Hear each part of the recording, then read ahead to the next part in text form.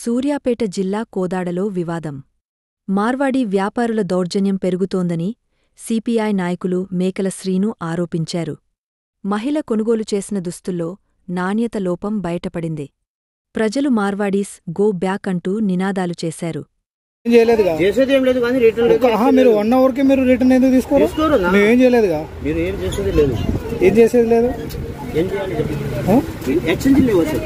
Exchange కాదు, మీ దగ్గర తీసుకున్నదే కదా, ఇది మీ దగ్గర తీసుకున్నదే కదా. అరే మేము ఏం చేయలేదు కదా, దీన్ని ఏమన్నా చేసినా దీన్ని.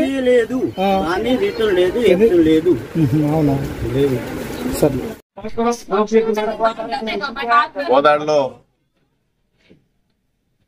మార్వాడి షాపులలో నాణ్యత లేని సరుకులను అమ్ముకుంటూ సరైన బిల్లులు ఇవ్వకుండా ఒరిజినల్ బిల్లు అడిగితే మేము ఈ బిల్లు ఇవ్వం, మా ఇష్టం వచ్చిన బిల్లు ఇస్తామని చెప్పి వారి ఇష్టానుసారంగా వ్యవహరిస్తూ కస్టమర్లు ఇబ్బంది పాలు చేస్తూ మరి వారి యొక్క వ్యాపారాన్ని కొనసాగిస్తున్నటువంటి ఈ షాప్ యాజమాన్యం ఎవరైతే వారి మీద కఠినమైన చర్యలు తీసుకోవాలి.